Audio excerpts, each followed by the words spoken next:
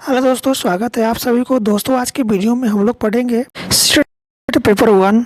ठीक है, state paper one जो कि वर्ष 2022 में जो आपका प्रश्न पूछा गया था हिंदी का। स्टेट पेपर वन में हिंदी का जो प्रश्न पूछा गया था वैसा ही प्रश्न आज हम इस वीडियो में पढ़ेंगे। ठीक है, यह प्रश्न आपका पूछा गया है 3 जनवरी 2022 को स्टेट पेपर वन में। ठीक है, स्टेट पेपर वन में आपका 3 जनवरी, ठीक है, 3 जनवरी 2022 को प्रश्न पूछा गया है हिंदी में। वैसा ही प्रश्न आपका इस वीडियो में हम पढ़ेंगे। ठीक है, तो चैनल पर नया है तो चैनल को जरूर सब्सक्राइब कर लीजिएगा। यदि आपको सीटेट की एग्ज़ाम पास करना है तो कुछ नहीं, 2011 से, ठीक है, कब से 2011 से 2024 तक जितने भी प्रश्न पूछा गया है आपका सीटेट के एग्ज़ाम में, सही प्रश्न को पढ़ लेते हैं, निश्चित रूप से आप सीटेट के एग्ज़ाम पास कर जाएंगे। क्योंकि इसी सब प्रश्न से आपका एग्ज़ाम में पूछा जाता है। बहुत सारे प्रश्न आपको रिपीटेशन देखने को मिलेगा एग्ज़ाम में। इसी में से प्रश्न को, शब्दों को छांट करके, ठीक है, वाक्य को उलट पुलट करके पूछता है। तो यदि आप प्रीवियस ईयर क्वेश्चन को लगातार पढ़ते हैं, बनाते हैं, इससे प्रैक्टिस करते हैं तो आपकी तैयारी बहुत ही अच्छी हो जाएगी सीटेट के एग्ज़ाम के लिए। तो इसके लिए हम आपके लिए लगातार 2011 से 2024 तक जितने भी प्रश्न पूछा गया है आपके सीटेट के एग्ज़ाम में, सही प्रश्न मैं आपके सामने लेकर आता हूँ। चैनल को सब्सक्राइब कर लीजिएगा ताकि जो भी वीडियो हम लेकर आएंगे जानकारी सबसे पहले आपको मिल जाएगी। चलिए शुरुआत करते हैं आज की वीडियो में हिंदी सीटेट पेपर वन, जो कि हिंदी का प्रश्न पूछा गया था आपका सभी प्रश्न से। यहाँ पर दिया हुआ है निर्देश, देख सकते हैं हिंदी का प्रश्न है। निर्देश दिया हुआ है 121 से 128 दिए गए गद्यांश को ध्यानपूर्वक पढ़िए तथा पूछे गए प्रश्नों के उत्तर के लिए सबसे उपयुक्त विकल्प को चुनिए। आप जानते हैं कि हिंदी में गद्यांश और पद्यांश से मिलाकर 15 नंबर का प्रश्न पूछा जाता है। कितने नंबर का? 15 नंबर का प्रश्न पूछा जाता है। यदि आप गद्यांश को अच्छे तरीके से पढ़ करके क्वेश्चन को बनाते हैं तो निश्चित रूप से आप गद्यांश से 15 में 15 प्रश्न, 15 प्रश्न का 15 आंसर आप ले आएंगे। ठीक है, 15 में 15 प्रश्न का 15 नंबर आप ले आएंगे गद्यांश में। चलिए, यहाँ पर दिया हुआ है आपका गद्यांश क्या कहता है कि कौवों के आश्रयदाता वृक्षों को ऋग्वेद में काकाम्बरी कहा गया है। कौवों के आश्रयदाता वृक्षों को ऋग्वेद में क्या कहा गया है? तो काकाम्बीर कहा गया है। यहाँ पर एक प्रश्न बन गया आपका। प्रश्न इस तरह बनाएगा आपको परीक्षा में कि जिन पेड़ों पर कौवा घोंसला बनाते हैं ऋग्वेद में उसे किस नाम से जाना जाता है? यहाँ प्रश्न बन गया ना। आश्रयदाता का मतलब होता है घोंसला, कि कौवों के आश्रयदाता वृक्षों को ऋग्वेद में काकाम्बीर कहा गया है। तो कौवा पेड़ों पर घोंसला बनाते हैं ऋग्वेद में, इसे किस नाम से जाना जाता है? तो काकाम्बीर के नाम से जाना जाता है। यहाँ पर एक प्रश्न बन गया। ऐसे वृक्षों की मालिक में ही नीम को शुमार किया जाना चाहिए। ऐसे वृक्षों की मालिका में ही नीम को शुमार किया जाना चाहिए। हर साल कौवों के कितने ही घोंसला नीम के पेड़ पर पाए जाते हैं। ठीक है, हर साल कौवों के कितने ही घोंसले नीम के पेड़ पर पाए जाते हैं। वैशाख माह में कौवे यदि इस पेड़ पर घोंसला बनाते हैं तो इसे समृद्धि का लक्षण माना जाता है। यहाँ से एक और प्रश्न बन गया आपका कि कौवा जिस हिंदी महीने में घोंसले बनाते हैं उसका हिंदी नाम है। तो किस माह में कौवा जो है पेड़ पर घोंसले बनाता है? तो बैसाख माह में। ठीक है, यहाँ से वो प्रश्न बन भी रहा है आपका कि कौवा जो है ना किस माह में पेड़ पर घोंसला बनाते हैं? तो बैसाख माह में। किस माह में? बैसाख माह में। ठीक है, याद रखिएगा इस बात को। यहाँ से प्रश्न को बन भी गया है आपका कि कौवा किस माह में पेड़ पर घोंसला बनाते हैं? तो ये आपका है, कौन सा माह है आपका? बैसाख माह है। ठीक है, तो कौवे जिस महीने में अपने पेड़ पर घोंसला बनाते हैं उसका हिंदी नाम क्या है आपका? बैसाख माह है। प्रश्न यहाँ पर एक बन रहा है। अगला है कि बैसाख माह में कौवे यदि इस पेड़ पर घोंसला बनाते हैं तो इसे समृद्धि का लक्षण माना जाता है। एक तरह से आगामी खुशहाली का संकेत होता है। वैसे कौवे की आवाज़ कितनी भोंडी और ककरस होती है, ठीक है। वैसे कौवे की आवाज़ कितनी भोंडी और कर्कश होती है, लेकिन ककाम्बीर के घोंसले में बैठे कौवे की महीन और चुलबुली आवाज़ जो एक बार सुन ले वह अवश्य ही मोहित हो जाता है। कौवे की आवाज़ कैसा होता है? कर्कश होती है, ठीक है, क्योंकि उसके कंठ से चाशनी पगे स्वर जो निकल रहे होते हैं। निम्बौड़ी के बीच से तेल निकाला जाता है, ठीक है, निम्बौड़ी के बीच से तेल निकाला जाता है। निम्बौड़ी क्या होता है? यहाँ से एक प्रश्न बन रहा है आपका, निम्बौड़ी क्या होता है? तो नीम के फल का नाम होता है निम्बौड़ी, ठीक है। नीम के फल को क्या कहते हैं? निम्बौड़ी कहते हैं, ठीक है। प्रश्न यहाँ बन गया है वो कि नीम के फल को क्या कहते हैं? तो नीम के फल को निम्बौड़ी कहते हैं। और निम्बौड़ी के बीच से क्या निकाला जाता है? आपका तेल निकाला जाता है, ठीक है। निम्बौड़ी के फल से क्या निकाला जाता है? तेल निकाला जाता है। प्रश्न यहाँ को बन भी रहा है कि नीम के फल को क्या कहा जाता है? तो निम्बौड़ी कहा जाता है। और निम्बौड़ी के बीच से क्या निकाला जाता है? तेल निकाला जाता है, जो क्या कहलाता है? मारगोसा कहलाता है। क्या कहलाता है? मारगोसा कहलाता है। निम्बौड़ी के बीच से जो तेल निकाला जाता है उसको क्या कहते हैं? मारगोसा कहते हैं। यहाँ से कोई प्रश्न बना देगा कि मारगोसा क्या है? तो मारगोसा जो है निम्बौड़ी के बीच से तेल निकाला जाता है, जिसको क्या कहते हैं? मारगोसा कहते हैं, ठीक है। निम्बौड़ी के बीच से बना तेल को क्या कहते हैं? मारगोसा कहते हैं। प्रश्न यहाँ को बन गया कि निम्बौड़ी के बीच से जो तेल निकाला जाता है उसको मारगोसा कहते हैं, ठीक है। तो मारगोसा क्या है? तो मारगोसा जो है नीम के बीज से बना तेल होता है, ठीक है। कीटनाशक दवाइयाँ बनाने के लिए इसका प्रयोग किया जाता है। वात विकार के मामले में मालिश करने के लिए भी यह तेल उपयुक्त क्या है? पाया जाता है, ठीक है। कीटनाशक दवाइयों बनाने के लिए भी क्या इसका प्रयोग किया जाता है? किसका? निम्बौड़ी यानी नीम का फल का, ठीक है। और उसके लिए और क्या, वात विकार में भी मालिश करने के लिए भी इसका तेल का उपयोग किया जाता है। नीम की लकड़ी ठोस और मजबूत होते हैं। अब यहाँ से कोई प्रश्न बना देगा कि नीम की लकड़ी कैसा होता है? तो नीम की लकड़ी ठोस और मजबूत होता है। नीम की लकड़ी कैसा होता है? ठोस और मजबूत होता है, ठीक है। इसका उपयोग जो होता है पानी के जहाज बनाने के काम में यह प्रयुक्त होती है, ठीक है। नीम के जो लकड़ी होता है इसका उपयोग कहाँ होता है? तो पानी के जहाज बनाने में, खिलौने में, कृषि के औजार तथा बैलगाड़ियों के बनाने में भी नीम की लकड़ी का उपयुक्त होती है।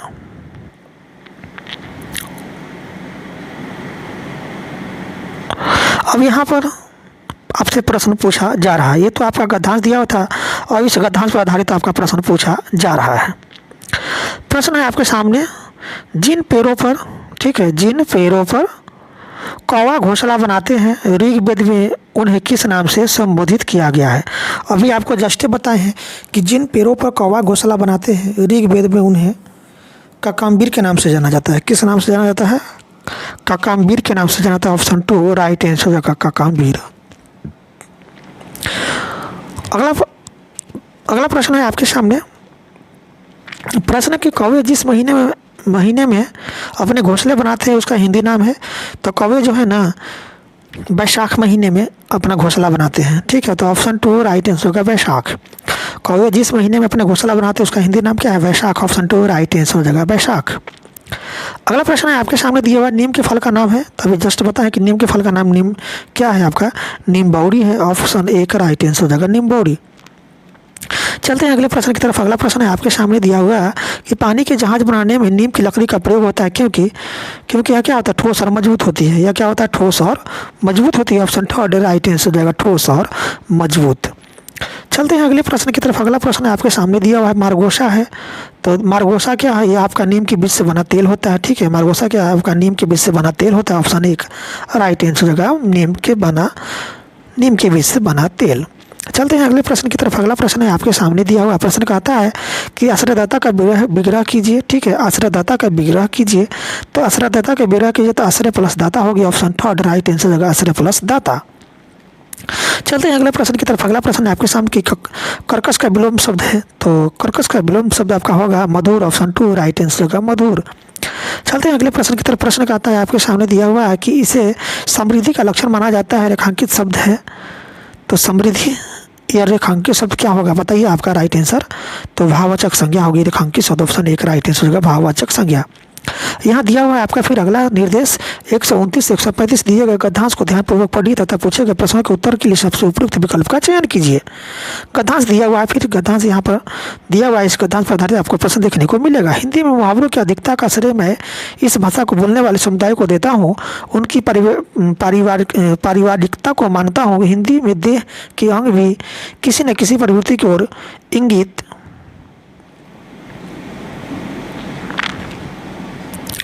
इंगित करते हैं।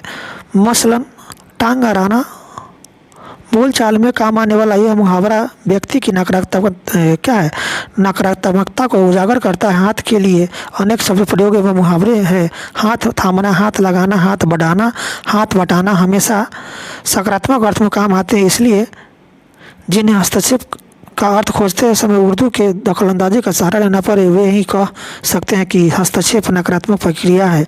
हस्तक्षेप न आक्षेप है और न आक्रमण। मेरे लिए समान अर्थ में तथा जनतांत्रिक समाज के लिए भी हस्तक्षेप गलत काम को रोकने की चेतावनी प्रयास है। ठीक है, तो यहाँ पर गद्यांश दिया, अब गद्यांश पर आधारित आपसे प्रश्न आपका पूछा जा रहा है।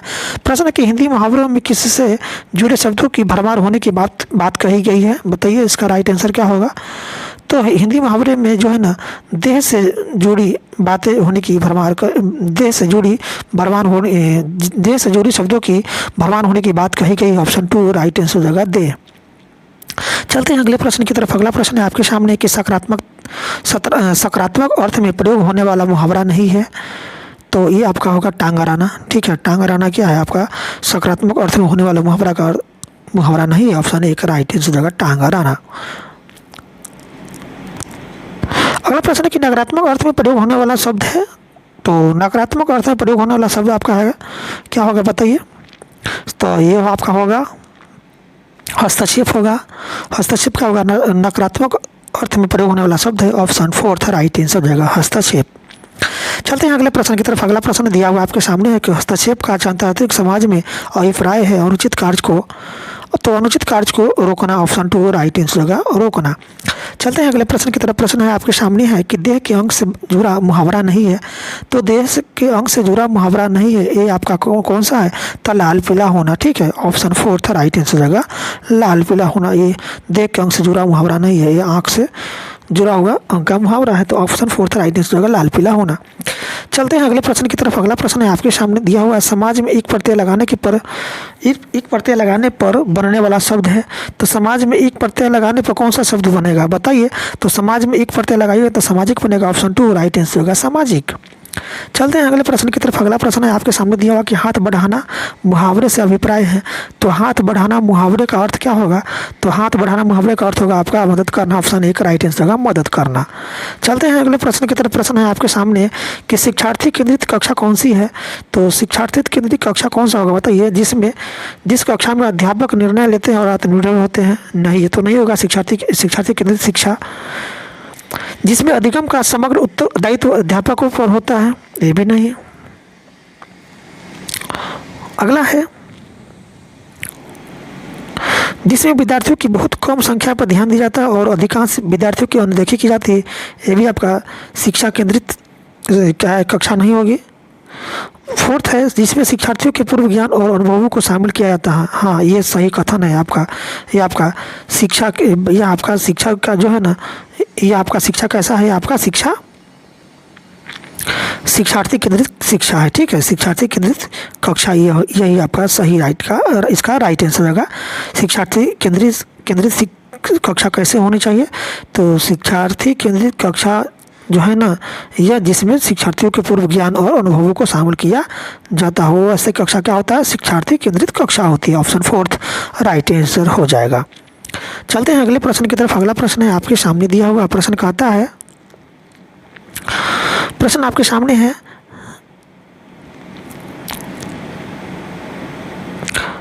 देखिए, प्रश्न कहता है आपके सामने दिया हुआ है, प्रश्न है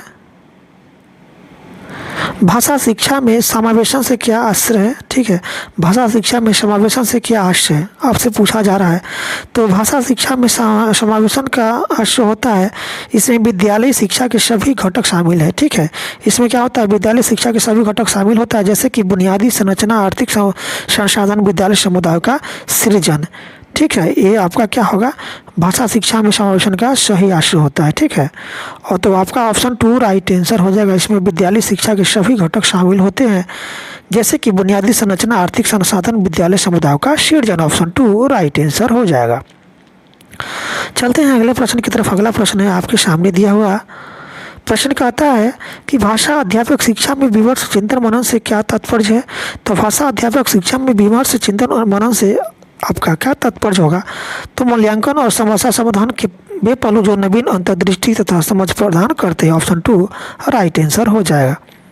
चलते हैं अगले प्रश्न की तरफ। प्रश्न है आपके सामने दिया हुआ कि शोएब ने भूतकाल की अवधारणा समझाने के लिए एक पाठ्य सामग्री का प्रयोग किया। उसने उदाहरण दिए, विद्यार्थियों को नियम समझाए और नियमों का अभ्यास करवाया, फिर भी विद्यार्थी अच्छी तरह से अभ्यास कार्य नहीं कर पा रहे हैं। शोएब के लिए नीचे दिए गए सुझावों में से गलत सुझाव को चिन्हित करें। इसका राइट आंसर क्या होगा बताइए? तो इसका राइट आंसर कक्षा में ऑडियो रिकॉर्डिंग सुना और शिक्षार्थियों को बार बार सुनने के लिए कहे। ऑप्शन 4 आपका थर्ड आपका राइट आंसर हो जाएगा। चलते हैं अगले प्रश्न की तरफ। अगला प्रश्न है आपके सामने दिया हुआ प्रश्न है दोस्तों, प्रश्न को गौर से पढ़िए। प्रश्न क्या कहता है? प्रश्न कहता है कि निम्नलिखित में से कौन सा पाठ्य सामग्री आधारित व्याकरण पाठों के संदर्भ में सही नहीं है? निम्नलिखित में से कौन सा पाठ्य सामग्री व्याकरण पाठों के संदर्भ में सही नहीं होगी? बताइए आपका राइट आंसर क्या होगा? तो आपका राइट आंसर हो जाएगा आपका पाठ्य सामग्री आधारित व्याकरण पाठों की योजना बनाते समय अध्यापकों को स्वयं अपनी ओर से भी सामग्री सृजित करनी चाहिए। ऑप्शन 3 राइट आंसर हो जाएगा। ठीक है, पाठ्य सामग्री आधारित व्याकरण पाठ को योजना बनाते समय शिक्षक को स्वयं अपनी ओर से भी सामग्री सृजित करनी चाहिए। ऑप्शन 3 राइट आंसर हो जाएगा। चलते हैं अगले प्रश्न की तरफ। अगला प्रश्न है आपके सामने दिया हुआ प्रश्न कहता है कि निम्नलिखित में से कौन सी भाषा शिक्षा का अवधारणा नहीं है?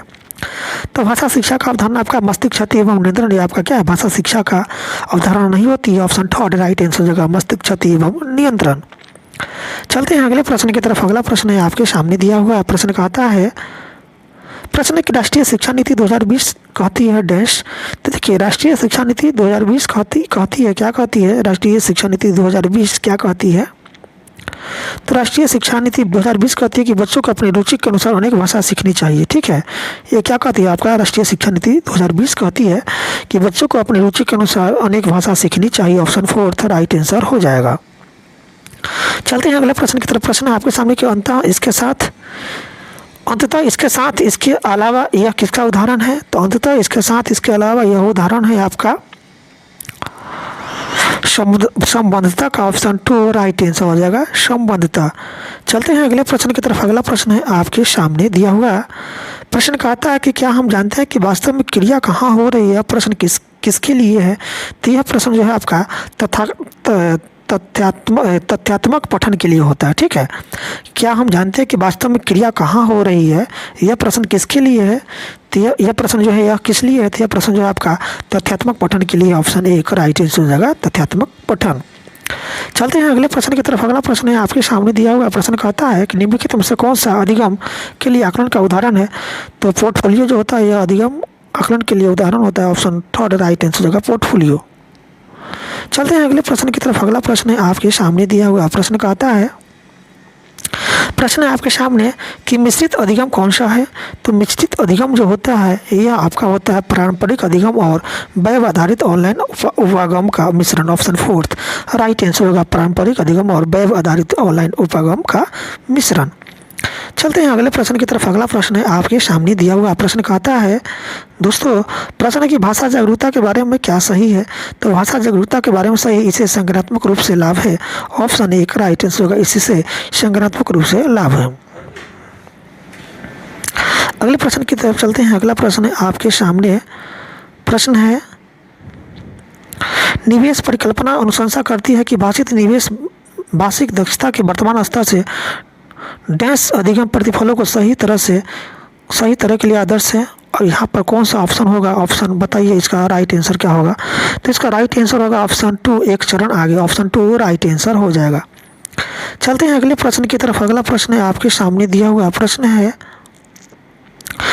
आपके सामने कि मातृभाषा आधारित बहुभाषिकता क्या है? तो मातृभाषा आधारित बहुभाषिकता जो होती है आपका प्रत्येक शिक्षार्थी को अपनी आरंभिक शिक्षा विद्यालयों में मातृभाषा घर की भाषा आरंभ करती है और बाद में अधिक भाषाओं से जोड़ती है। ठीक है, मातृभाषा आधारित बहुभाषिकता क्या है? तो प्रत्येक विद्यार्थी जो होता है अपनी आरंभिक भाषा कहाँ से शुरुआत करती है? अपनी मातृभाषा यानी घर की भाषा से शुरुआत करती है और बाद में अधिक भाषाओं से क्या करती है? जुड़ती है। तो ऑप्शन आपका 3 राइट आंसर हो जाएगा। चलते हैं अगले प्रश्न की तरफ। अगला प्रश्न है आपके सामने दिया हुआ है प्रश्न कहता है कि निम्नलिखित वार्तालाप को पढ़िए। क्या कहता है, मैं चाहती हूँ कि अ अक्षर से शुरू होने वाले विद्यार्थी यहाँ खड़े हो जाए और ब अक्षर से शुरू होने वाले विद्यार्थी वहाँ खड़े हो जाए। क्या आप समझ गए? विद्यार्थी सभी चुप है।